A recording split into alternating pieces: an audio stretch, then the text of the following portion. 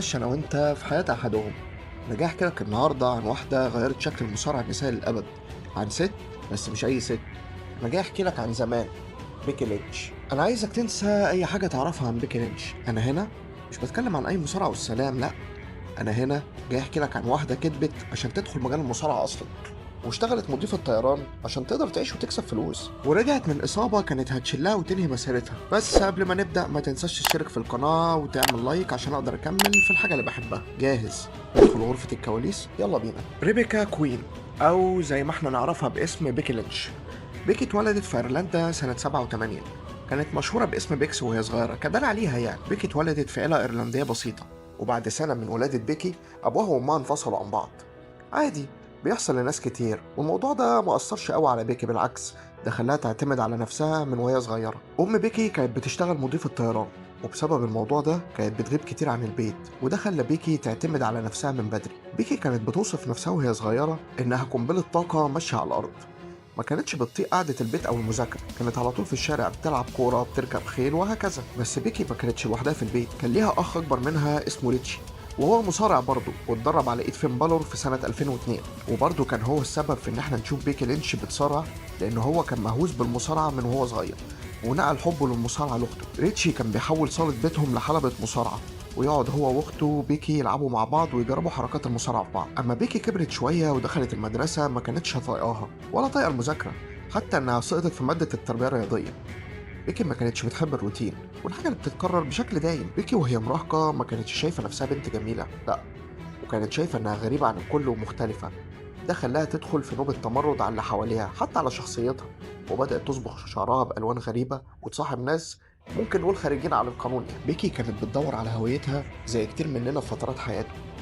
الحالة المادية بتاعت أهل بيكي ما كانتش أفضل حاجة ممكنة، وكانت بتشوف قد إيه أمها كانت بتتعب عشان تصرف عليها هي وأخوها، وده عرفها إن مفيش حاجة بتيجي بالساهل، وعشان تطلب حاجة وتلاقيها لازم تتعب علشانها. وهي عندها 15 سنة اكتشفت إن في مدرسة مصارعة الناس بتقدم فيها، وقررت إنها تروح معاهم. ورغم إن أمها كانت شايفة إن ده مضيعة للوقت، بس مع إصرار بيكي أمها وافقت. وفي 2002 بيكي راحت تقدم في مدرسة المصارعة اللي كانت باسم فيرجل ديفيد. وضيف لمعلوماتك إن المدرب وصاحب المدرسة ده هو فين بالور يا عزيزي، بس كان لسه في بداياته وما كانش فين بالور اللي نعرفه أنا وأنت دلوقتي. ولو عايز ندخل فين بالور غرفة الكواليس اكتب لي تحت في التعليقات. المهم، شروط القبول في المدرسة دي إن الطفل يكون لا يقل عن 16 سنة، وبيكي كانت لسه 15، فقررت إنها تكذب وتقول إن سنها 16 عشان يقبلوها. كدبة بيضة ما تأثرش في حاجة. بيكي لما دخلت تتدرب في المدرسة كانت هي البنت الوحيدة وسط ولاد كتير، وده على فكرة أحد أسباب شخصية زمان اللي هي بتمثلها دلوقتي. بيكي قعدت سنتين في المدرسة دي لغاية ما بقى عندها 17 سنة. فين بالور كان بيقول إن بيكي كانت أول واحدة بتيجي وآخر واحدة بتمشي، وكان بيشيد بالأداء بتاعها جدا وإن طموحها ملوش حدود. بعد مرور سنتين في المدرسة بيكي قررت تاخد قرار صعب جدا على واحدة لسه صغيرة في السن. قررت إنها لازم تسيب أيرلندا وتسافر وتجرب حظها في اتحادات المصارعة بره. بس هو كان في مشكلة صغيرة كده، ما كانش في فلوس للكلام ده. ما أنا قلت لك في الأول الحالة المادية ما كانتش أفضل حال، بما إن أمها هي اللي كانت بتصرف على البيت لوحدها. بس رغم الضيقة المالية بيكي ما استسلمتش ولمت شنطتها وقررت إنها تسافر رغم الظروف الصعبة. أول سفر لبيكي كان في كندا، لعبت في اتحادات مصارعة كده على قد الحال هناك، وبقت بتتدرب عشان تحسن من نفسها. بس الحياة كانت صعبة، مفيش فلوس، مفيش اتحاد محترم بتلعب فيه، وحاجة ما يعلم بها الا ربنا. بعد كندا بيكي قررت إنها تسافر لمكان تاني وتجرب حظها فيه. المكان ده تقريبا كل الفيديوهات اللي أنا عملتها المصارعين راحوه، وانا هنا بتكلم عن اليابان. انا واقع في غرام البلد دي والله يا جدعان، ده كفايه بس ان الانمي طالع منها، بلد عظيمه فعلا. المهم، بيكي سافرت اليابان والموضوع ده ما كانش سهل خالص. المصارع النسائي في اليابان مش تمثيل، لا ده ضرب بجد، وده كان صعب جدا على بيكي.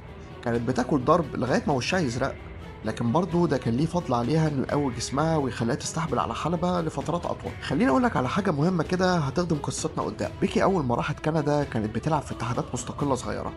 الاتحادات دي كده زي اتحاد الدبليو دبليو اي بس على اصغر بنسبه 200 مره. بس المصارع في الاتحادات الصغيره دي كان هو اللي بيعمل كل حاجه تقريبا، يعني يفك الحلبه ويركبها، يركب مواصلات عشان يروح للمكان اللي هيتعمل في العرض، وفي الاخر ياخد له 20 ولا 30 دولار بعد ما يخلص العرض. نرجع بقى لليابان. بيكي بعد فتره في اليابان قررت انها لازم ترجع اوروبا. شافت انها لو كملت في اليابان مش هتخرج سليمه. الموضوع كان صعب جدا هناك، المصارعه هناك ناشفه قوي زياده عن اللزوم، وبيكي جسمها ما عادش قادر يستحمل. فقررت تلم شنطتها وتطلع في جوله اوروبيه وتشوف حالها هناك، وبالمره عل وعسى حد من كشافه الاتحادات الكبيره يشوفها هناك. بيكي قررت انها هتسيب اليابان وهتطلع على المانيا.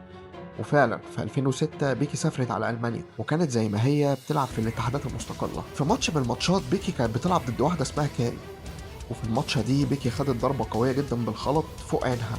الضربة دي عملت لبيكي حاجة زي ارتجاج، الارتجاج ده كان صعب جدا، ده غير الفتح اللي حصل فوق عينها.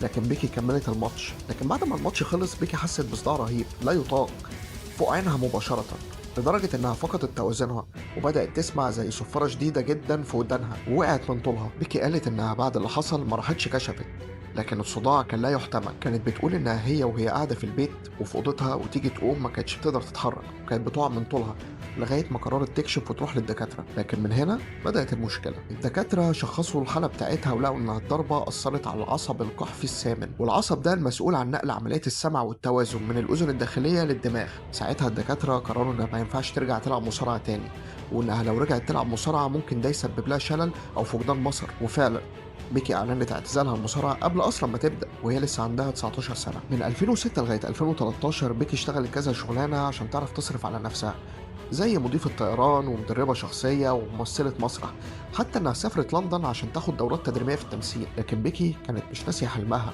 وإنها تكون مصارعة محترفة، لكن بسبب المرض ما كانتش قادرة تكمل في اللي بتحبه. لكن في 2018 بيكي قررت تجرب حظها.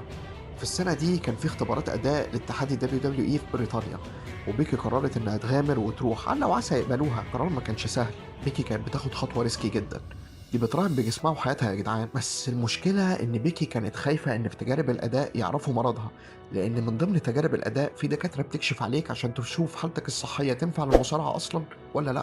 لكن تحس إن الحظ كان من نصيب بيكي في الوقت ده. بيكي دخلت تجارب الأداء وأبهرت كل الموجودين وعجبت جدا بطريقتها في الحلبة وأسلوبها، مع إنها ما كانتش صغيرة، دي 26 سنة. ويشاء القدر والدكاترة ما يعرفوش تاريخ مرض بيكي، ورسميا بيكي مضت للاتحاد وهتروح مركز تطوير الاداء اللي هو ال NXT. بيكي اول ظهور ليها في ال NXT الاتحاد عمل لها شخصيه بنت ايرلنديه فرفوشه، كانت بتلبس لبس لون اخضر وتدخل من عند باب القاعه وهي بترقص رقصه ايرلنديه. الشخصيه دي كانت كرنج جدا وما جابتش مع الجمهور اصلا. بيكي قالت في مذكراتها انها كانت بتبقى محرجه من اللي هي بتعمله، بس اتكت على نفسها وقبلت الوضع ده لغايه ما الجماهير تعرفها والاتحاد يحطها في المكانه اللي تستحقها. ورغم الشخصيه التافهه بتاعت بيكي في اول ماتش ليها قدرت انها تهزم ساشا بانكس. في نفس الوقت بتاع ظهور بيكي كان في 3 غيرها بيشاركوها الحلبات، وهم شارلوت فلير وساشا بانكس وبيلي. الاربعه دول كانوا هم اساس قسم السيدات في ال NXT، وهم اللي بنوا شكل المصارع النسائي بالمنظر ده. بيكي كانت شايفه انها الاقل وسطيهم، يعني عندك مثلا شارلوت فلير كانت بنت ريك فلير،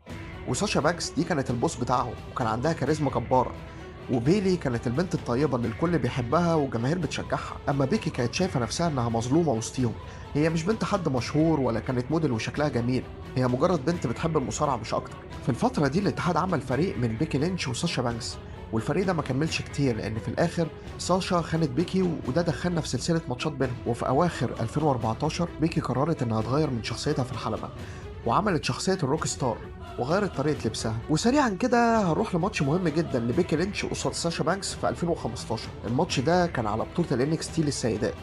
عايز اقولك ان الماتش ده كان من اهم ماتشات بيكي، ده الماتش اللي خلى الجماهير تعترف ببيكي. اللي حصل ان بيكي وساشا قدموا ماتش تاريخي لدرجة ان الجمهور وقف يسقف ليهم في نص الماتش، لكن في اخر الماتش بيكي خسرت لكنها كسبت احترام العالم. بعد الماتش القاعة كلها اللي كانت بتشجع ساشا وقفت وهتفت باسم بيكي لينش لدقايق. يعني بيكي كانت بتبكي في الحلبة وهي بتسمع التشجيع، لأنها عرفت إن ال7 سنين اللي ضاعوا والوجع اللي شافته ما كانش على الفاضي. وفي نفس السنة ستيفاني ماكمان طلعت في عرض الرو وقررت تصعد بيكي وساشا وشارلوت للروستر الرئيسي. بيكي اتصعدت للروستر الرئيسي مع إنها ما خدتش بطولة ال NXT ولا مرة. بعد صعود بيكي الاتحاد حطها في فريق BCB نسبة لشارلوت فلير وبيج وبيكي لينش. بيكي كانت أحسن واحدة بتصارع لكنها كانت دايما اللي بتاخد الضرب، وشارلوت هي اللي بتدخل تنهي الماتش وتاخد اللقطة. بيكي كانت بتبان في الكادر كأنها وظيفة لشارلوت مش شركتها. لكن عايز اقولك ان الفريق ده ما كملش كتير. في نفس السنة شارلوت كسبت لقب السيدات وده خلى بيج يتغير منها جدا. وفي عرض الرو اثناء الاحتفال بتاعت شارلوت بيج خدت المايك وعملت برومو جبار هزقت فيه شارلوت وقالت لها انها هنا بس بسبب انجازات ابوها مش اكتر. ساعتها بيكي كانت واقفه في النص ما بينهم وبتحاول تهدي بيج، لكن بيج قلبت عليها الترابيزه هي كمان وقالت لها انها مجرد حشو في الفريق وملهاش لازمه. من هنا الفريق اتقسم بقى شارلوت وبيكي لوحدهم وبيج اتفصلت عنهم وتحولت للشخصيه الشريره. شارلوت كانت هي البطله وبدات تتحول لشخصيه مغروره ومساعدة ابوها ريك فرير. في كل ماتش شارلوت كانت بتستخدم بيكي عشان تحمي لقبها وتحمي نفسها، ولما بيكي طلبت ماتش على اللقب شارلوت قلبت عليها. وفي يناير سنة 2016 شارلوت هاجمت بيكي بوحشية بعد ماتش بينهم بمساعدة ريك فلير اللي شتت انتباه بيكي في الماتش ده، ورسميا الفريق اتفكك. وفي 2016 برضه حصل درافت، واللي ما يعرفش ده حدث بيحصل سنوي بيتنقل فيه المصارعين من سماك داون للرو والعكس، بحس الناس ما تزهقش من العداوات المكرره. وبيكي ساعتها راحت لسماك داون. لا ومش بس كده، دي كمان قدرت تكسب اول لقب سيدات لسماك داون في التاريخ. بس المكسب ده ما كانش عشان هي الافضل، لا، الفكره كلها ان الاتحاد كان عايز يبين انه مهتم بالمصارع النسائي مش اكتر. وبعد 84 يوم بس بيكي خسرت الحزام بتاعها لأليكسا بليس، ومن هنا بدأت فترة التهميش العظمى لبيكي لينش. من 2017 لغاية أوائل 2018 بيكي دخلت في ماتشات كتير لكنها كانت بتخسر أغلب الوقت، والاتحاد بدأ يهمشها بطريقة فظيعة لدرجة إن الجمهور كان هيبدأ ينساها أصلا. بيكي كانت تعتبر تكملة عدد في الماتشات، تدخل ماتش رويال رامبل تعمل لقطتين وتطلع، تدخل في ماتش ماني ان ذا بانك تعمل حركتين وتخسر، وهكذا. بيكي قالت ان الفترة دي انها بدأت تفقد الامل فيها، وكانت شايفه ان الاداره شايفاها مصارعه كويسه لكن ما عندهاش الكاريزما انها تكون واجهه. لكن في 2018 وقبل سمر اسلام بيكي بدات تعمل سلسله انتصارات متتاليه، وده خلى الجمهور يركز معاها شويتين. كانت ساعتها بتجري ورا كارميلا عشان تاخد فرصه على اللقب بتاعها، وفعلا قدرت تاخد فرصه على اللقب. لكن حصلت حاجه غيرت الموضوع شويه. في الفتره دي شارلوت فلير كانت مصابه، ورجعت من الاصابه وحشرت نفسها في ماتش بيكي وكارميلا. يعني الست سايبالك الدنيا كلها وخلعت تروح برضه جايه وراها. مهم، فعلا اتحدت ماتش بينهم هما التلاتة في عرض سمر اسلام.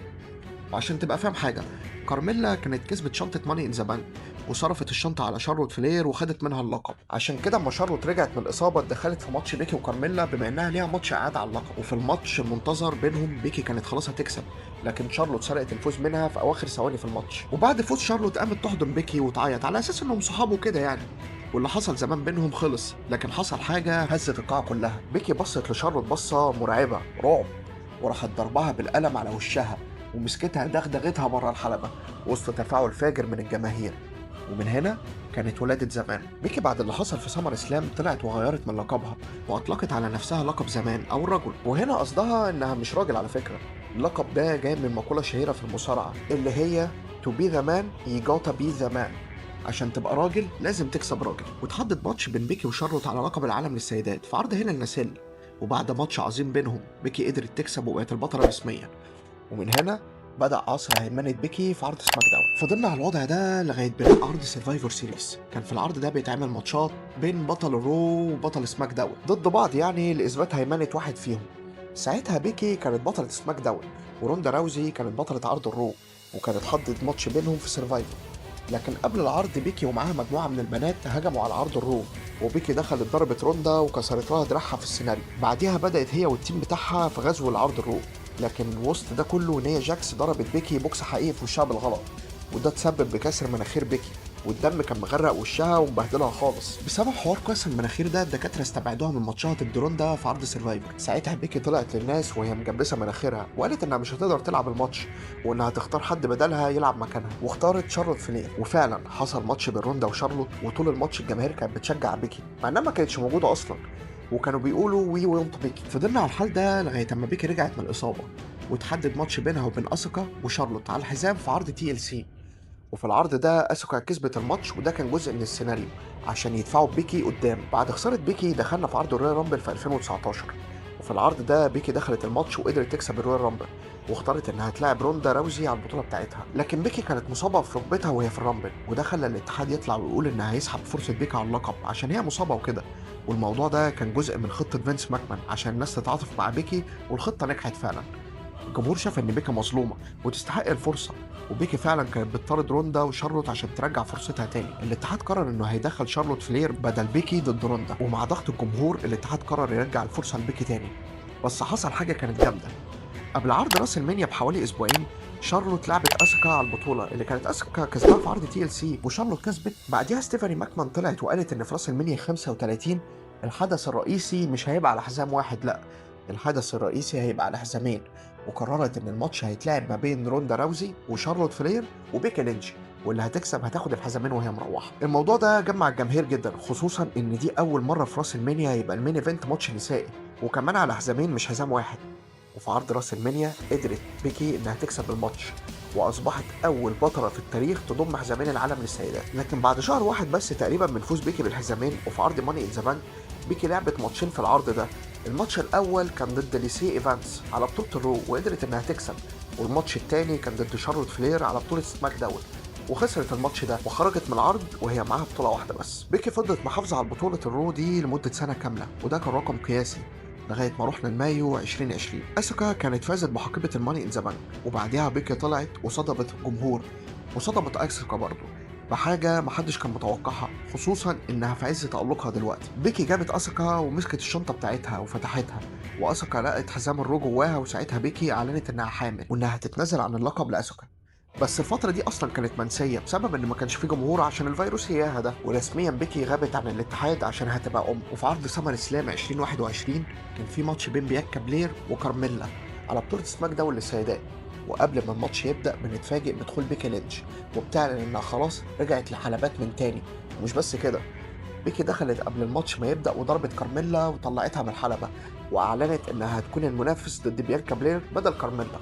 وفعليا الماتش بعد ما كان هيبقى بيانكا ضد كارميلا بقى بيانكا ضد بيكي، وفي الآخر بيكي قدرت تفوز وتاخد اللقب منها وسط صدمة من الجماهير. ده غير التفاعل اللي حصل في الماتش، الناس كانت مشتاقة لبيكي لينش وده ظهر في تشجيعهم ليها. وعلى فكرة بيكي كانت راجعة بالشخصية الهيل وقدرت انها تفوز على بيانكا في 26 ثانية بس. بعديها بيكي اتنقلت لعرض الرو وبقت بطلة عرض الرو مش سماك داون، وبيانكا كانت بتفضل تطارد بيكي عشان ترجع حزامها، وبيكي كانت يا اما بتهرب يا اما بتكسب ماتشاتها ضد بيانكا بطرق غير قانونيه لغايه ما تحدد ماتش بينهم في عرض راس المنيا 38.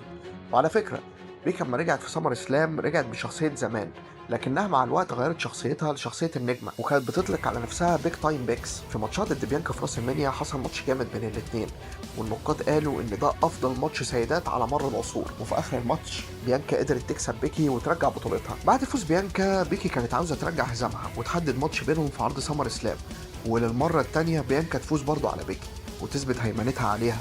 وفي العرض ده بعد فوز بيانكا بيكي حضنت بيانكا واعلنت احترامها ليها، وبكده بيكي اتحولت للشخصيه الفيس تاني. وفي نفس العرض بيكي كان جالها اصابه في الماتش في كتفها واضطرت انها تغيب عن العروض عشان تتعالج لغايه قبل عرض سرفايفر سيريس في 2022.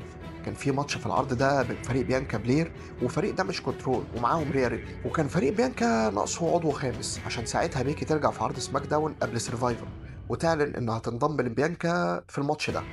وفي عرض سرفايفر بيكي لينش عملت سبوت جامد اما نطت من فوق القفص على داكوتا كي وهي على الترابيزه، وبعديها ثبتتها وقدرت انها تكسب فريق على الماتش. بعديها بيكي دخلت في عداوه مع تريش ستراكس وصلت بيهم لحد ماتش بينهم في 2023 من نوع ستيل كيج وقدرت انها تكسبها. وفي نفس السنه بيكي قررت انها ترجع لعرض انكس تي وتلعب على بطوله الانكس تي للسيدات ضد تيفاني ستراتون وقدرت انها تفوز بالبطوله. بعديها دخلت في عداوه مع ريا ريبلي ووصلتنا الماتش بينهم في راس المنيا 40 على بطوله العالم للسيدات، وفي الماتش بيكي خسرت قصاد ريا لغايه ما ريا ريبلي اتصابت واتنزلت عن الحزام وحصل تصفيات على الحزام وبيكي قدرت انها تفوز بيه. وبعديها دخلت في عداوه مع ليف مورجان انتهت ان ليف قدرت تاخد الحزام منها في عرض كينج اند كوين اوف ذا رينج، وفضلنا على الحال ده لغايه اما الاتحاد اعلن انه هيعمل بطوله قارات وبطوله ولايات للقسم النسائي، وكانت ساعتها بطله القارات لاريا فالكيريا، وحصل ماتش بينها هي وبيكي في عرض ماني ان ذا بانك وبيكي قدرت تفوز وتاخد اللقب. وبعديها خسرت اللقب ورجعته تاني في عرض اللول اللي كان في شهر واحد اللي فات